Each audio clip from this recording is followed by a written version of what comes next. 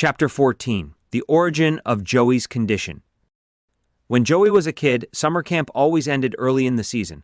He and Scally would arrive at the campsite right after the school year, stay through the 4th of July, and then wreak havoc back in Brooklyn the rest of the summer.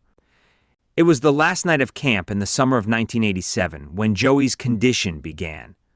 The 13-year-old had been daydreaming about his future wrestling career more than usual that year and had almost failed English, the only language he would ever know because of it.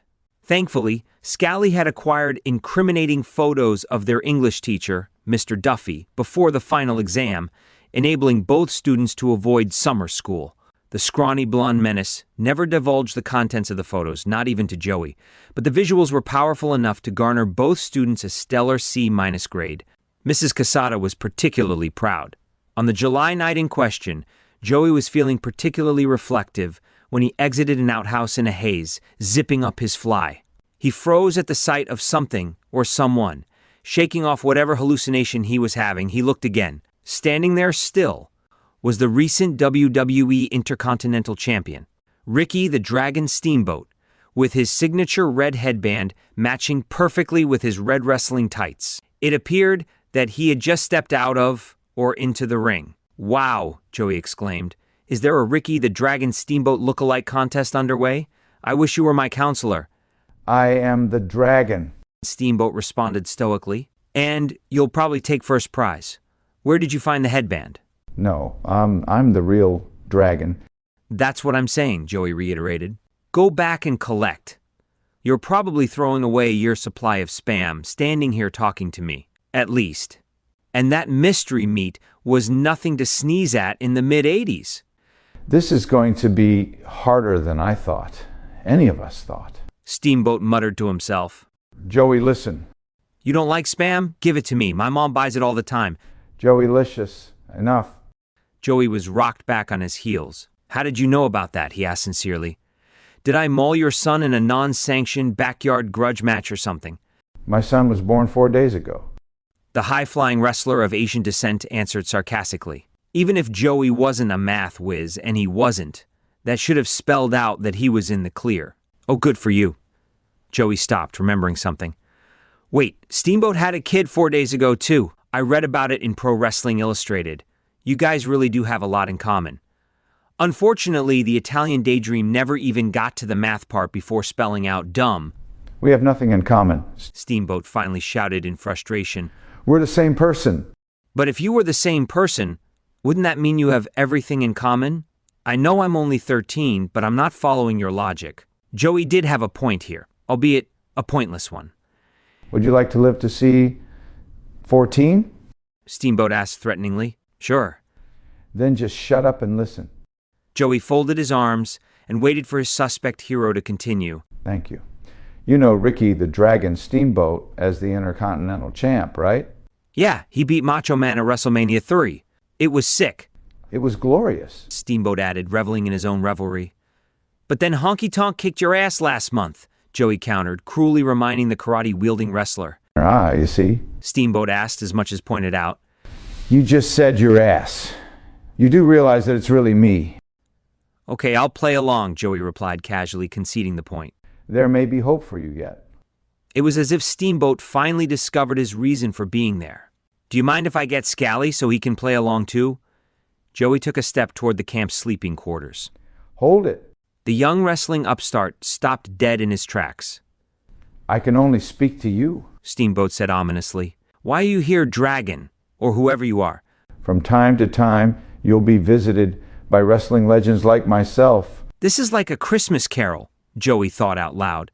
"It's July." Steamboat reminded him. "Did I do something wrong? Will I do something wrong?" "You have and you will. You really will. But we'll be around to advise you when you do." "Who else will I meet?" Joey asked excitedly, finally buying in. "Hacksaw Jim Duggan? Rowdy Roddy Piper? Coco Beware?" "I can't tell you that." Steamboat didn't know the answer himself. He wasn't even sure if he actually existed in this manifestation. It was so early in Joey's condition. Who could know for sure? "Top secret, huh?" Joey asked as much as stated. "I understand." "I must leave you now." The legend turned to head back into Joey's mind.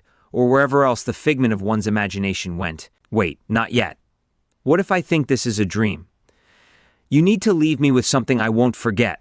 If you're really the dragon, that is, Joey said coyly, testing his hero, baiting him in fact. Come here. Joey strolled over, not realizing yet that he was in for it. Wow, dragon. You're pretty tall for a Chinese guy. Japanese. Steamboat said, correcting the misinformed teen.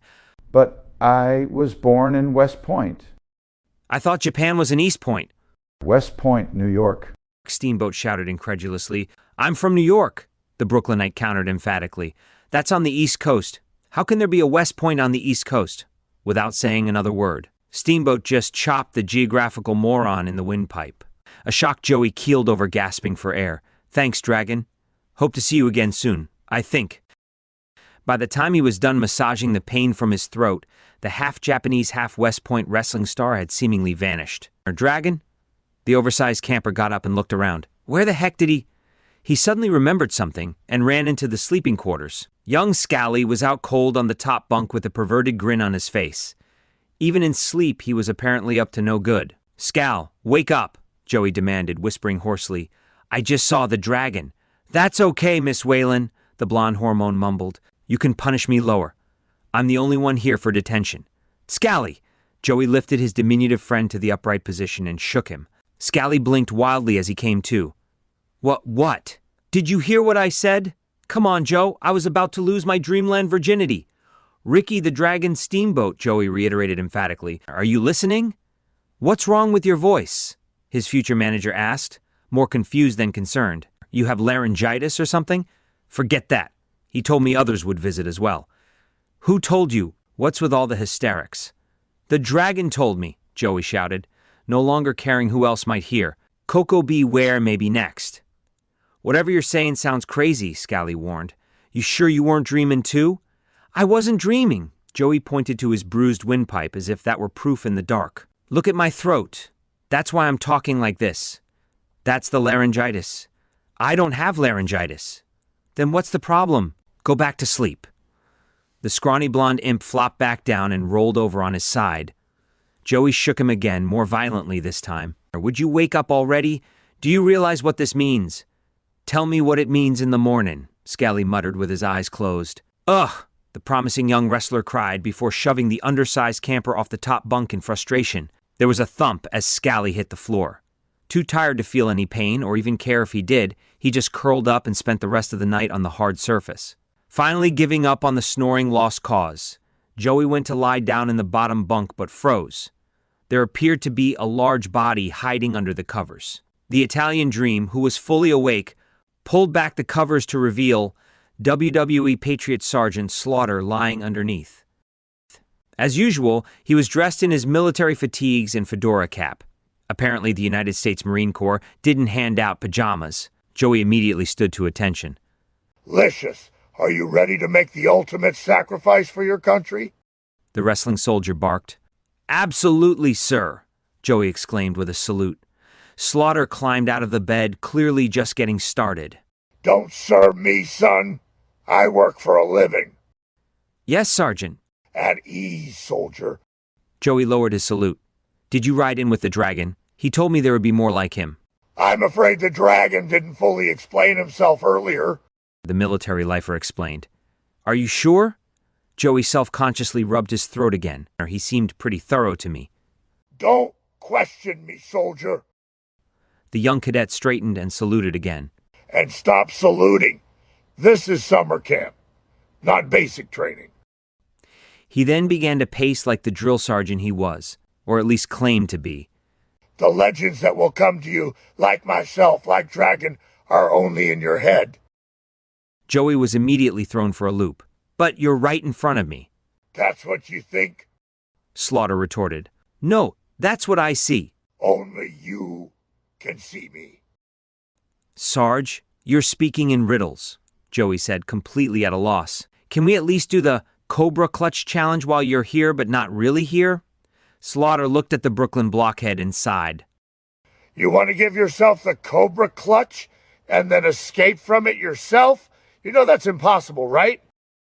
Will you pay me the usual $5,000 prize if I can pull it off? Joey didn't know the meaning of impossible in his mid-40s, never mind his early teens. I'll give you 10.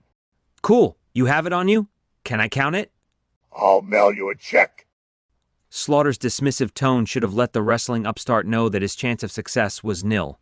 But, of course, Joey read sarcasm like a vampire bat read hieroglyphics. Do you have my home address?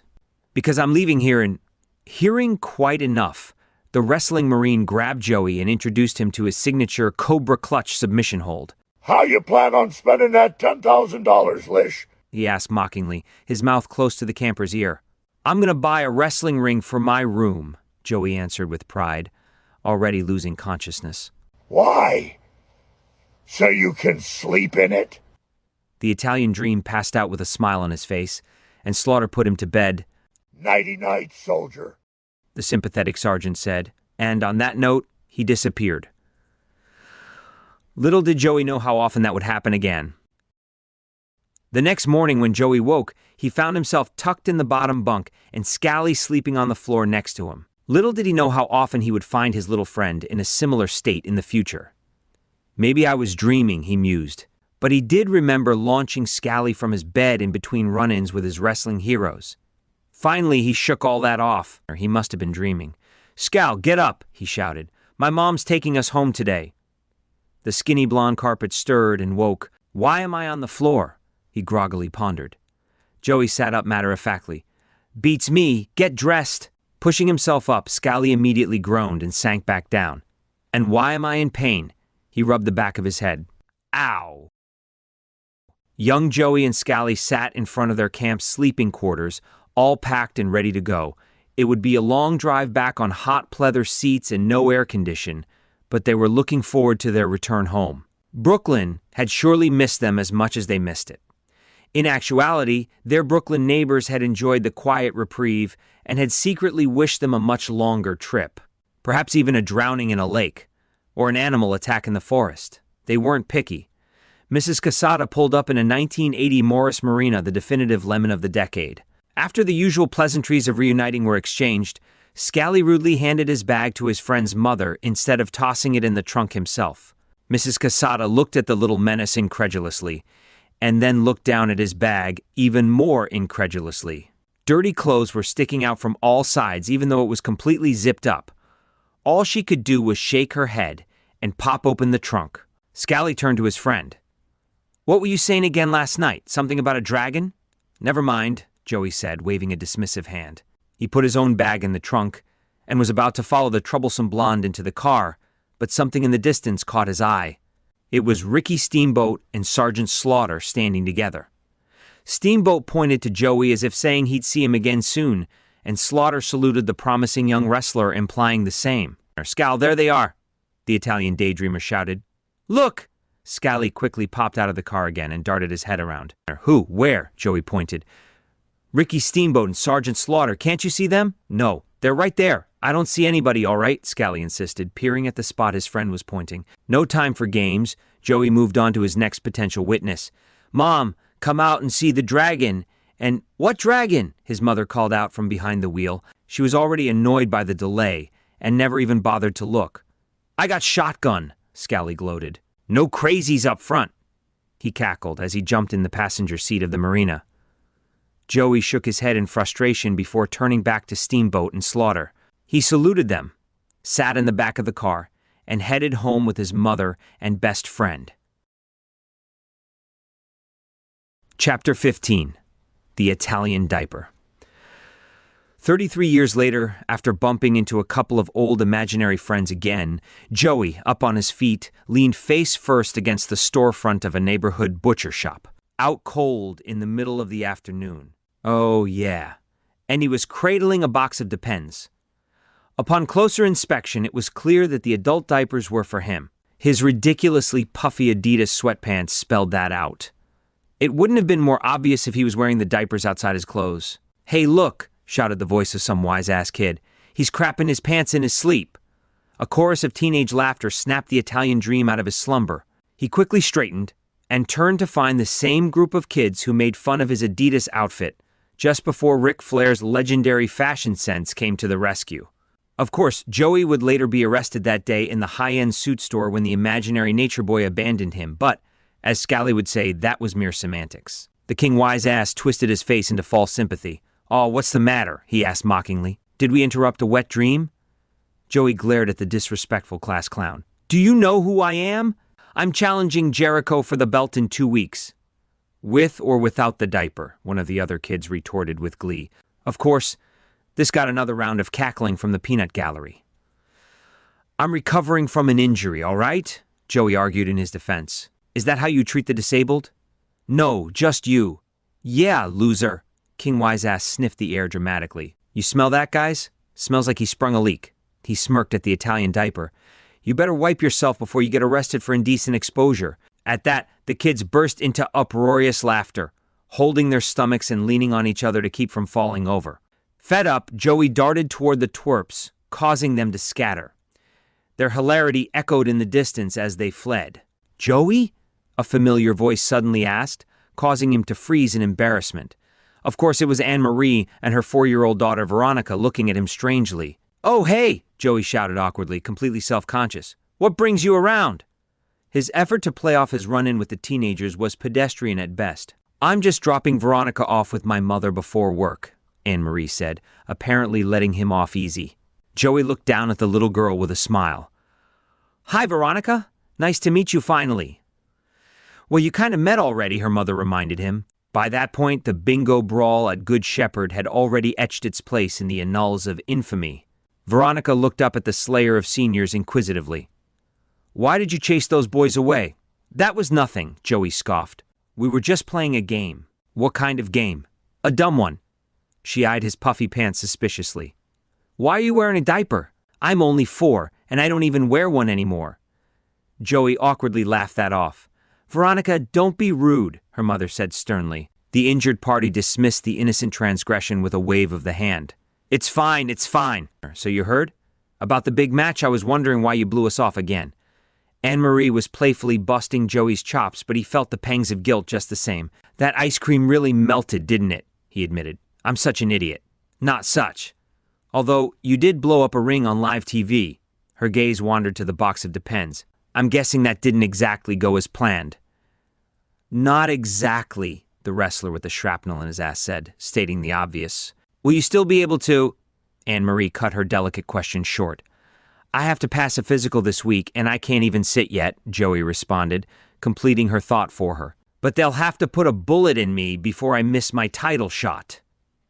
Veronica flashed a look of concern. "Not a real bullet, Veronica," he clarified reassuringly. "That's just a figure of speech." This didn't help matters much. "What's a figure of speech?" the little girl asked. "When you say something you don't really mean, like a lie?" Joey stammered. Anne-Marie saw that it was time to jump in for the save and move her and her daughter along. "We wish you all the best. Veronica, say goodbye to—" "Can I still call you?" her childhood ex asked, cutting her off. She looked up at him coyly. "You can call us." "Right," Joey said, realizing he deserved that. "Tomorrow," Anne-Marie added. It was better to leave the confused wrestler with specific instructions than to face the possibility of another 4:30 a.m. wake-up call. Chapter 16. Bottomless Pit. Erica sat at her office desk across from Stephen Brown and Chris Jericho. The executive had been scrambling ever since the fiasco at Severian High School. She had built the match up as an introduction to the Italian Dream Cinderella story, and had dumped a pretty penny into the marketing campaign. Needless to say, the event clocking in at a cozy 14.5 seconds was not ideal. Advertisers screamed that their commercials were never gotten to. Fans in attendance sued over the shrapnel that unexpectedly came their way. And Joeylicious himself was now likely out of commission. She had no choice but to switch gears, and fast. But switch gears to who and what? A new storyline would have to be implemented as well, and the writers were stumped. The champ, working on a drawing of some kind, had his head immersed in a sketchbook, so Erica focused her attention on his manager. "I believe it's time to discuss a replacement," she said, opening the meeting. Brown cocked his head curiously. "So, Joeylicious is definitely out?" "He set off a live grenade on national TV. We're lucky he wasn't arrested." But he wasn't arrested. And have you seen how he's trended since? He literally blew up by blowing up. Erica was flabbergasted that Brown would even consider moving forward as originally planned. I'm not even sure if he has an ass anymore. The doctors will decide that, the manager reminded her. You really want to take that chance 2 weeks from the championship? I wonder, could a man fight without a buttocks? Jericho pondered as much as asked, never taking his eyes off his sketch. The pro wrestling executive leaned forward. What are you drawing? It's a self-portrait, the champ stated matter-of-factly. Due to the seating arrangements, Brown was able to get a better look at his client's handiwork. He angled his head just right and saw that it was a picture of Jericho himself, and it was quite good. How do you do that without a mirror? He asked, truly impressed. It's called skill, my boy. Regretting her query into the star wrestler's artistic merits in the first place, Erica tried to veer them back on topic. Well, shouldn't we at least have someone ready as a backup just in case? Brown continued to gawk at the champ's hidden talent, but he did hear the question. Who did you have in mind? Jericho suddenly looked up, fully engaged. Let's have a lottery. Everyone who buys a ticket to the tea party gets a number. While the kettle is on the stove, so to speak, we pick the winner, and that's who I fight. And what if we pick someone's grandmother? Erica asked, immediately finding a flaw in that setup. Is she of Latin descent? Many of their grannies are younger than me. Brown finally straightened in his chair. I think there are better options, champ. He looked to Erica. Are there better options? Joeylicious has a rival at Brawl, the executive stated. Jericho sighed. Again with those unfortunate souls? Believe it or not, this one actually has talent, Erica added, not backing down. He's tall, young, muscular, and good-looking. There's even a video of him destroying Joeylicious during a recent match. We could work that into the storyline. You know that he should have gotten the title shot over the Italian Dream all along. Brown was intrigued. More so than his client, mind you, but it was a start. What's his handle? He asked. Patty Shamrock. And just like that, the former bane of Joeylicious's Brawl existence was an obstacle to him once more. With the clock ticking, more than he knew obviously, Joey had to get his body in some sort of working order. Or at least his ass in some sort of working order. Thankfully, due to the laws of anatomy, his behind was behind him. Otherwise, he would have to look at the mangled thing. At the hospital, he had overheard a nurse call it an exit with no discernible exit sign. Not that he knew what the word discernible meant, but that was more than enough for his imagination to deal with. But the vocabulary-starved Brooklynite was accustomed to dealing with pain. Over the years, he had tangled with more opponents than he could remember, both real and imaginary. Ironically, the imaginary ones hurt more, much more. Standing up on a stationary bike in Brawl's workout facility, he pedaled as fast as he could. Scally spurred him on with a whistle around his neck. Faster, faster! Come on, Joe! Only 3 days till the physical and pro wrestling spies are everywhere. Joey looked around at the empty gym, never breaking form. What spies? He panted. There's no one here. What about the cameras? His manager countered. This place can't afford cameras. Scally blew the whistle, and Joey understandably stopped pedaling. What are you stopping for? Scally shouted incredulously. You blew the whistle, Joey explained. That means go faster. You told me verbally to go faster. And the whistle means go faster than faster. They were starting to sound like a cover version of Abbott and Costello's Who's On First. How would I know that? Joey asked. You're supposed to set the ground rules before we start. Scally glared at his difficult client as he blew the whistle again. Joey rolled his eyes. Now what does that mean? It means start again. The injured wrestler felt his discomfort creep back up. You're a real pain in my ass, you know that? He grumbled, starting to pedal again. How do you feel? Scally asked, not the least bit concerned. I probably opened my stitches, but other than that, great, put that diaper to use. With that, the eager manager blew the whistle yet again, and Joey painfully picked up the pace. Shamrock's apartment was the epitome of male douchery. There were posters of swimsuit models, Nickelback CDs, Chuck Norris DVDs including all 8 seasons of Walker, Texas Ranger, an obnoxious amount of weights scattered about, and a large container of lube.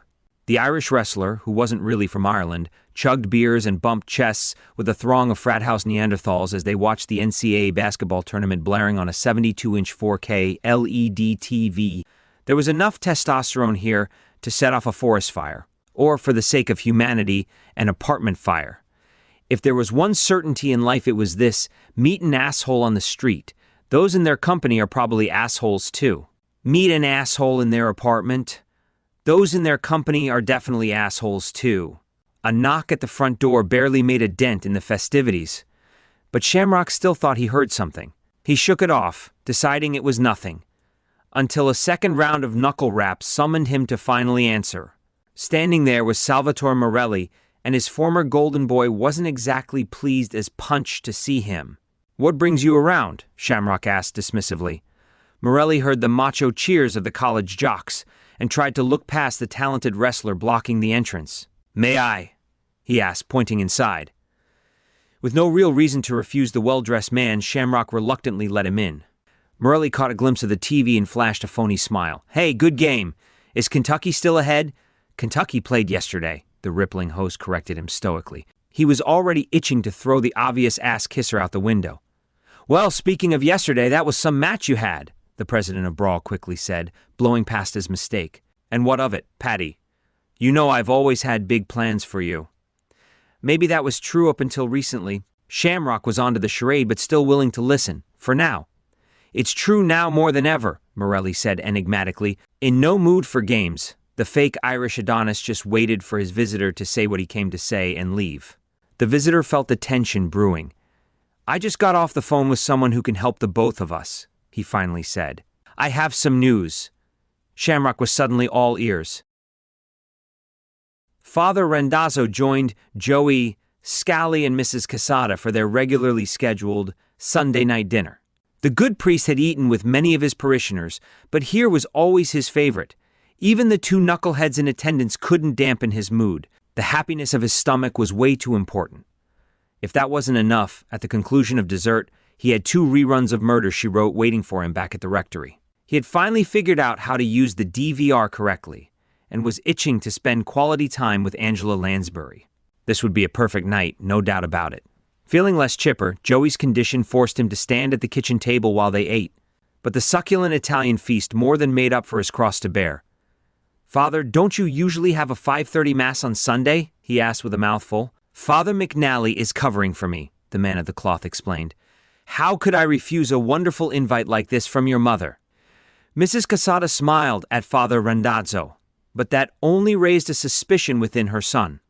"So you're not just here to tell me and Scally that we should keep our jobs?" he pressed. The holy man sighed at the silly charge. "As far as I'm concerned, the two of you are just on a leave of absence until the big match concludes." Joey's mother eyeballed her injured wrestler's puffy pants. "If that business ever even takes place." "How could you say that, Ma?" Joey shouted, clearly upset. "You know how hard I'm working." "Yeah, Mrs. C," Scally chimed in after barely swallowing a giant meatball. "You've seen him graduate from diapers before. He can do it again."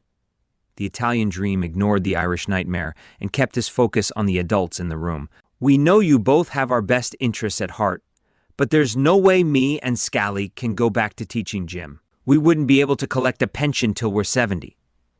Of course, this was the only detail Scally researched about the position that was gifted to him. And his liver won't make it past 60. 50, Joey, 50. The blonde bombshell was already just one sustained bender away from needing a transplant. Even Mrs. Casata and Father Randazzo couldn't argue with that as they nodded to each other in agreement. Joey saw this as a hopeful sign. Ever since we saw the Hulkster beat the Sheik for the title, we both knew I was destined for greatness. And right here, right now, this is greatness. And he's not just talking about your meatballs, Mrs. C, which we all know are pretty great. As usual, Scally's ability to contribute was short of the mark. "Joey, you can't even sit down at the table for Sunday dinner," his mother pleaded, ignoring his so-called manager's remark. "You're crapping in a bag." Father Randazzo grimaced at the unfortunate visual, and his latest forkful of spaghetti stopped halfway to his mouth. He lowered the utensil back to his plate as his appetite quickly waned. "What if the doctors won't let you fight?" Mrs. Casada continued, shaking off her poor choice of words. As if her new words cursed her own son, they ended with the ominous sound of the doorbell ringing. Well, I'm already standing, aren't I? Joey exclaimed sarcastically. Slamming down his knife and fork, he went to see who the unannounced visitor was. Standing on the other side of the apartment door was a somber Lou Rosati. Joey was too pleasantly surprised to read the tea leaves. He quickly shook off his kitchen table debate and smiled. Hey, Lou, did my mother invite you to Sunday dinner too? Lou took a deep breath. I have some news. He paused, then shook his head. You're not gonna like it. Shamrock, obviously liking his news from Morelli, was in the middle of celebrating with his frat douches. Beer cans were shaken, opened and squirted everywhere, as if he had already won the title. Joey, obviously not liking his news from Lou, was in the middle of throwing furniture around the living room. Scally, Mrs. Casata, and Father Randazzo ran in to stop him, having no idea why he was pitching a fit. Joseph, have you lost your mind? The priest chided. His mother frantically grabbed his arm. Joey, calm down. Easy, big guy, his manager added, standing at a safer distance. Save it for the ring. Let us all pray immediately, Father Randazzo then suggested out of desperation. But Joey finally settled down. No rosary beads required. Scally looked over at the bearer of bad news. Lou, what the heck did you tell him? What else could the brawl gym rat do but sigh? They're giving Shamrock the title shot if Joey flunks his physical. The blonde menace's eyes flashed with anger, and then he started throwing things around. At least the scrawny tornado did less damage than his much larger client, as everyone quickly reined him in. Chapter 17. The Breakup of the Summer of '88. Still reeling from Lou's news, Joey paced uncomfortably in front of Anne-Marie's house. He took a step toward her porch, but then stopped and continued pacing. Of course, he didn't call ahead, and she wouldn't like that, but he desperately needed to talk to someone. His old flame would surely understand, wouldn't she? This reminded him of their initial breakup back in the summer of 1988. It was late August, and Joey had paced in front of this very house when Anne-Marie's parents owned it. They were both about to enter high school, and the juvenile Casanova felt, for some unknown reason, that he needed to start his next chapter in life with a clean slate. What an idiot. It wasn't like they were moving to separate states or anything. Their high schools were only a few miles apart. Anne-Marie took the news poorly. There was yelling, there was tears, there was a metal garbage can lid thrown at Joey's head, and there was Joey going on about how he needed to be single again, so he could focus on his budding wrestling career. He didn't even make his high school wrestling team. During tryouts, he tried to give the coach's son a suplex and was immediately cut for it. Joeylicious was too big for amateur wrestling anyway, or so his out-of-control ego thought.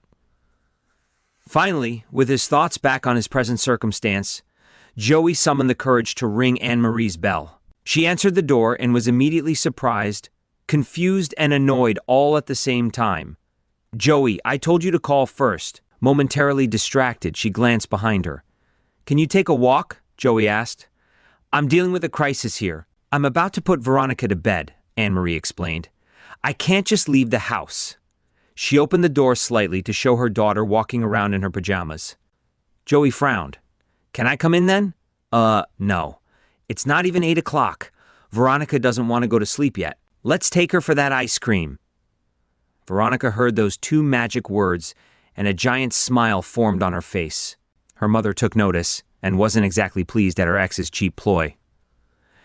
You want to discuss a crisis with me while my daughter is along eating ice cream? We can eat ice cream too, Joey added. He really did see it as a win-win. Realizing that he was being sincere, Anne-Marie softened some. May I get a preview of this crisis of yours? Sitting across from Joey in a cushioned booth at Carvel, Anne-Marie and Veronica shared an ice cream sundae as the tormented wrestler finished explaining his dire situation. Of course, only one of the Degrassis was really listening. And basically, that's it, Joey concluded. Can you believe that? Did your mommy potty train you? Veronica asked, thinking he had more important issues to worry about. Joey was obviously taken aback. Veronica, don't be silly, her mother half chided. The other half of Anne-Marie was laughing internally. The brazen 4-year-old looked up from her late-night treat innocently. But I stopped wearing a diaper after you potty trained me. Eat your ice cream. Man up, Licious, Veronica suddenly said with gusto before refocusing on her fast-melting mint chocolate chip. Still more amused than angry at her daughter, Anne-Marie could only shake her head proudly. Although, she does have a point there, she said to Joey. Wow, the Italian who depended on Depends muttered. Tough love from a 4-year-old. He leaned in closer to the little one in an effort to gain her friendship. How come you didn't bring your Elizabeth doll? My what? Veronica asked incredulously. Joey stopped, realizing there may have been an issue. You didn't give it to her? He asked her mother. I did, Anne-Marie explained. She's not really into dolls. Plus, dolls don't eat ice cream. Duh, the little chastiser exclaimed, unsure who the real child at the table was. Sweetie, please, her mother cut in, placing a stern hand on her shoulder. Veronica's puppy dog eyes didn't work as well on her mother this time, so she retreated back to her mint chocolate chip. With one problem child out of the way, Anne-Marie refocused on the one sitting across from her. If I understand your situation correctly, the only way this Patty Shamrock takes this opportunity away from you is if you fail your physical, right? Right, Joey answered matter-of-factly. Then don't fail your physical, his wise childhood flame simply said. He took a moment to let that sink in. Genius, will you be there? Where? At my physical, for the support. I don't know, Anne-Marie wavered. What day is that again? Ignoring the question, Joey leaned over the table and was practically in her face. You have to come. Okay, she promised, holding up her hands. I'll be there. But I won't be, Veronica added, unable to refrain from landing a final dig. I have better things to do with my life. The recharged and fired-up wrestler suddenly jumped to his feet. What time is it? Anne-Marie pulled out her phone and checked. Almost 8:30. I better get home and get a good night's sleep, he announced. Tomorrow morning the training wheels come off. His victorious declaration was somewhat hampered as he hobbled out the door. Veronica shook her head in disgust as she watched him go. He uses training wheels too? God! Finish your ice cream. It was her mother's final warning. Living off the fumes of Anne-Marie's inspiration, Joey worked harder over the next few days than he ever had before. Of course, this wasn't saying much. Scally's crack of the training whip was more like the tickle of a feather, and that was when he was sober, only he was never sober. But the Italian dream still gave it his Brooklyn's best. He ran up and down streets, bench-pressed with Scally acting as his spotter, and even swam in an indoor pool with the blonde imp spurring him on with that confounding whistle. The aquatic workout proved particularly difficult with Joey's adult diaper keeping his ass afloat in the water. It was like swimming with a padded anchor that acted like a life jacket. Not ideal for speed, or even forward movement any way you sliced it. Meanwhile, his new rival, same as his old rival, Shamrock, was getting far more bang for his workout buck. Between his brutal pull-ups, leg weights, upside-down crunches, rotating one-armed push-ups, and sparring sessions with more than worthy opponents, he was all too ready to elbow the Italian imposter off the pro wrestling stage. The only person not taking the upcoming wrestling extravaganza seriously was the champ himself. Jericho's training largely consisted of clay sculpturing, Pilates class, and romantic candlelight brunches with his lovely wife, Jessica. To cap off his grueling days of preparation, he relaxed in a hot tub reading Jane Austen novels. On the morning of Joey's Paramount Physical, he decided to end his training with a long run, and past the teenagers who consistently mocked him about his wardrobe and sleeping habits along the way. They immediately chased after the injured wrestler, but their taunts and jeers only fueled Joey to really push himself. Picking up his pace, he dusted the youngsters, sprinted up the steps of the Brooklyn Public Library, and hopped up and down victoriously. The kids soon caught up to him, and did the same. For once, they looked at the middle-aged 1980s throwback with reverence. He was becoming the neighborhood hero he always could be. Joey's ass still hurt, though, so he cut the celebration short and hobbled away. The teenagers reverted right back to their customary mocking and jeering. Chapter 18. The Checkup from Hell. Shamrock and Morelli stood on the sidelines of the Brawl workout facility scheming, while a doctor and some scattered press waited for Joey to come out of the locker room for his physical. The egocentric Irish Adonis assumed it was all over but the crying for his former Brawl rival, but he wasn't taking any chances. He knew Joey would crack under the pressure of seeing him there, ready to scoop up the tattered remains of his failed dream, so that's where he'd stay. And if that didn't do the trick, his cohort, The underground wrestling president would surely have a devious move or two up his sleeve as backup. There was even a rumor circulating that Morelli once had a wrestler he disapproved of killed, or maybe it was just slightly injured. Either way, the well-dressed Italian sleaze had his own vicious streak.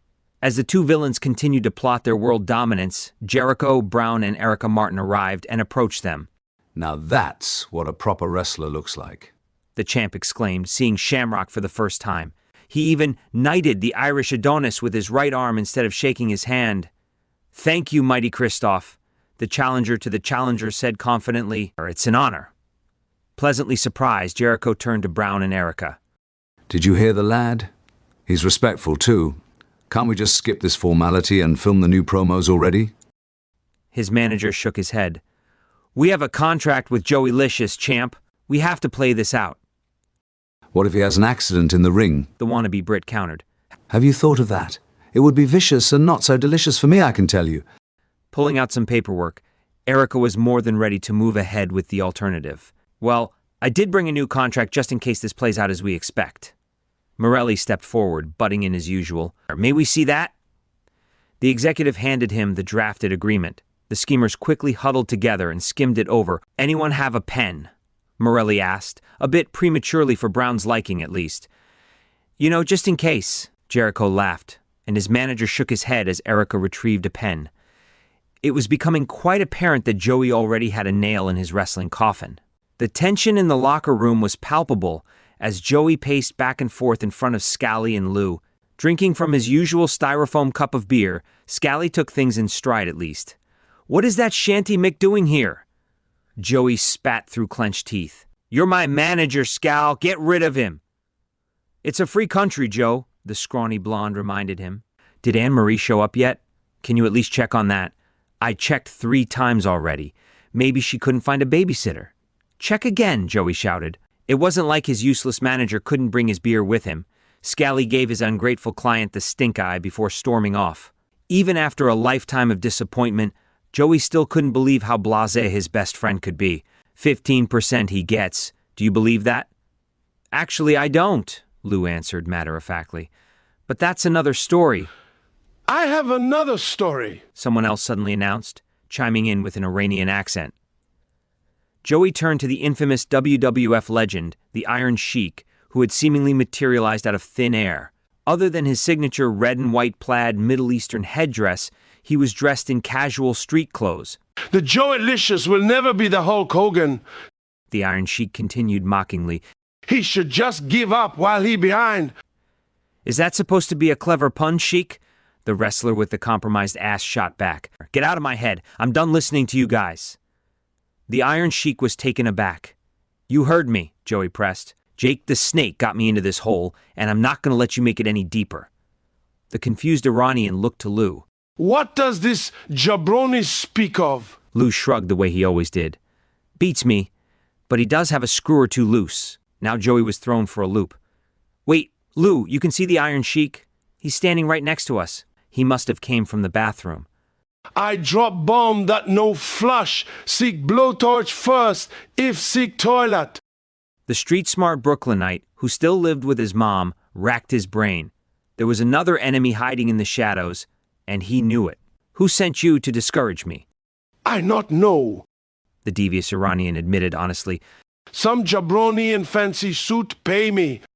"Morelli," Lou simply said. Mystery solved. "That bastard," Joey spat. "He's the one behind this whole Shamrock reemergence." "You pay me, I say bad things to fancy suit," the Iron Sheik said, offering a truce. The Italian dream wasn't having any of it. "Get the hell out of here. And for the record, Sheik, I'm going to be much more than Hogan ever was." Of course he was still salty from his hero's punch that laid him out in Tampa. "Okay, no need shout. The Iron Sheik paid either way." The Iranian heel left, and Joey continued to pace. "Lish, you need to channel all this nervous energy," Lou said, trying to spin the desperate situation into a positive. "It doesn't matter who's out there. This is between you and the doctor. That's all." "Who is this doctor?" the injured wrestler asked suspiciously. "We couldn't pay him off like Morelli paid the Sheik? I looked into it, believe me." Joey stopped pacing, genuinely surprised. "Really?" Then he was genuinely surprised that he was genuinely surprised, and just continued pacing. Scally returned with a fresh beer, overflowing foam dripping down the sides of the cup. She's not here, but Jericho is, and it looks like he's palling around with Shamrock. Clearly, that was not what Joey wanted to hear. What? That's it, Lou exclaimed in an effort to pump his longtime brawl favorite up. Use that, Lish. Yeah, use that, Scally agreed, clueless to what he was agreeing to. He leaned over to Lou. Use what? His anger. The blonde Copernicus was even more confused. Like the Incredible Hulk? If he busts out of his clothes, the doc'll see the diaper. Joey punched a locker and then slammed his head into it. Lou held up his hands. But don't hurt yourself. Scally reached out and steadied his one and only client as he wobbled away from the lockers. You ready to do this, buddy? He asked with a supportive pat on the back. Joey took a deep breath. Good enough. The wrestler with the unstoppable dream reached down and tore out the adult diaper from underneath his pants. Shamrock! He screamed like a madman, blood practically shooting from his eyes. Scally and Lou were bowled over by the Herculean display. Joey stormed out of the locker room with Scally and Lou close behind. The game of a lifetime, or physical of a lifetime, was officially on. Shamrock, Morelli, Jericho, Brown, and Erica Martin were obviously taken aback by the healthy revelation. The champ's manager was the only one who smiled. Not so fast, he said teasingly to Shamrock and Morelli. Shamrock lowered the pen he got from Erica. For now. Is there a doctor in the house? Scally called out with glee. Nonplussed, the doctor approached and took Joey's vitals. Jericho watched in annoyance. What's with the regular checkup? Doesn't he have to prance around at least? Show that his buttocks is intact? Relax, Chris, Erica said reassuringly. Christoph, Brown reminded her as if it was a reflex by now. Can you do jumping jacks for me? The doctor suddenly asked Joey, perhaps reading the champ's mind. I can. Joey smiled, pleased with his simple answer to such a simple question. The doctor waited until he realized his patient required more specifics. Can you do them now? Sure I can, the patient replied, doubling down on the obvious stall tactic. Do them, please, the man of science insisted, keeping his tone at an even keel but losing patience. Joey frowned. Jumping jacks? If you're having trouble hearing, I could fail you just for that. Remembering what was at stake, the injured wrestler shook his head and finally began a rep of jumping jacks. He struggled with the pain but got through them well enough. The doctor nodded in satisfaction. Okay, how about a burpee rep? Are you familiar? Scally let out a burp of epic proportions. The doctor glared at the blonde menace with disdain. A burpee! Jericho and the others grimaced as if they just tasted the alcohol-fueled belch themselves. It even caused the champ to momentarily drop his British accent. Is that stale Corona? Brown shook his head. Pabst Blue Ribbon. Erica turned white. I think I'm going to be sick. Joey reluctantly steered the doctor back on topic. I know what burpees are. Shamrock was the only person who looked pleased. This could be it. Joey grunted his way through the cardio exercise that included a squat thrust with a leg kick out. He's hanging in there, Brown chirped, clearly rooting for the Brooklyn underdog. Huffing and puffing, the Italian dream dripped with sweat as he finished his rep. Barely, darling, barely, Jericho said, chirping back at his manager. The doctor, ignoring the surrounding chatter and unwilling to grant Joey even a moment of reprieve, strapped heavy leg weights onto him. This one is called an explosive lunge, he explained. Jericho winced. Everyone prepare to take cover. I want you to repeat this move for a minute, the medical expert continued. He then demonstrated the exercise for his patient. It started with a forward lunge with the right leg, followed by a jump to alternate in midair, before concluding with a forward lunge with the left leg. Wash, repeat, rinse. Joey was already gassed just by watching the sample. A full minute? The doctor's face was expressionless. I can't clear you otherwise. Shamrock smirked as he clicked the pen, preparing to sign his contract. Lou saw that Joey was distracted by his brawl rival's smug motion.